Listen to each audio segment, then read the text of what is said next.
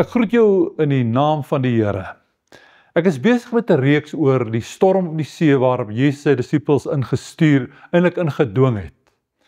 En ek wil as tema gebruik, Here van die storm. Nou, dit was donker nag. Jesus se disippels was sonder hom in 'n siende storm in die middel van die see.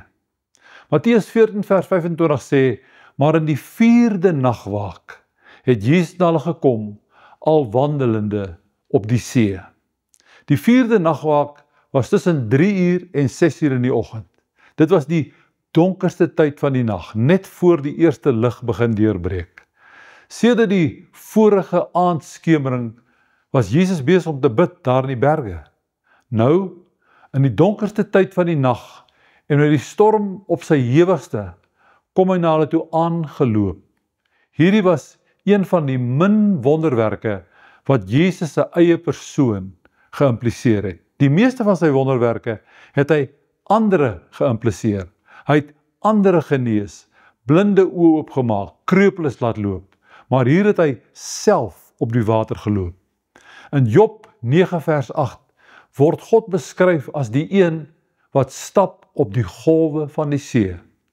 Hierdie wonderwerk het dus inderdaad Jesus se goddelikheid bevestig. Hierin is egter ook 'n ander simboliek opgesluit. In die Bybel word die see en storms dikwels as 'n simbool van die bose en die vyande van die gelowiges gebruik. Miskien is dit in hierdie verband dat Openbaring 21 vers 1 sê, en die see het nie meer bestaan nie. Hier loop Jesus op die water, simbolies van sy heerskappy en sy koningskap. Nie net oor die magte van die natuur nie, maar oor al die magte van die vyand wat ons ooit kan bedreig. Ja, soms laat die Here toe dat ons in 'n storm beland, want hy wil juis die storms en die stryd, die swaar kry en die teenslae van die lewe gebruik om sy doel in ons lewe te bereik. Hy gebruik juis die golwe om daarop en daardeur na ons toe aangestap te kom. Nou toe hulle seker al aan die einde van hulle kragte gekom het, kom Jesus na hulle toe, sê die Bybel, al wandelende op die see. Let op daardie woord wandelende. Die Grieks het verskillende woorde wat hier gebruik sou kon word. Daar's 'n woord wat doodgewoon met loop vertaal kan word. Dan is daar 'n woord wat met marseer vertaal kan word. Tog verkies Matteus om hierdie woord wandel te gebruik. 'n Storm woed. Golwe kom aangestorm. En dan kom Jesus al wandelende op die see na hulle toe aan. Wanneer wandel 'n mens? Jy wandel nie wanneer jy gejaagd is nie, ook nie wanneer jy benoud of bedreig of beangs is nie. Jy wandel nie op die oorlogsveld nie, en ook nie in gevaar nie. Dan hardloop of marseer jy. Maar Jesus wandel hier.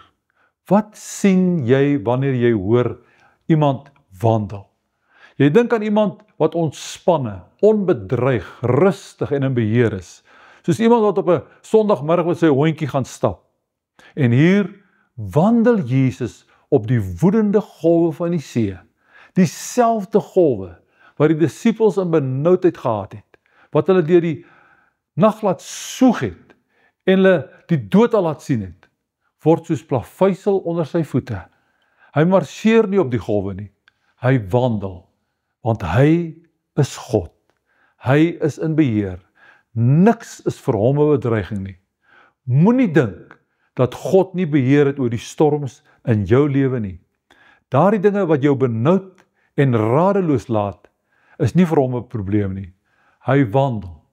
Hy is in beheer.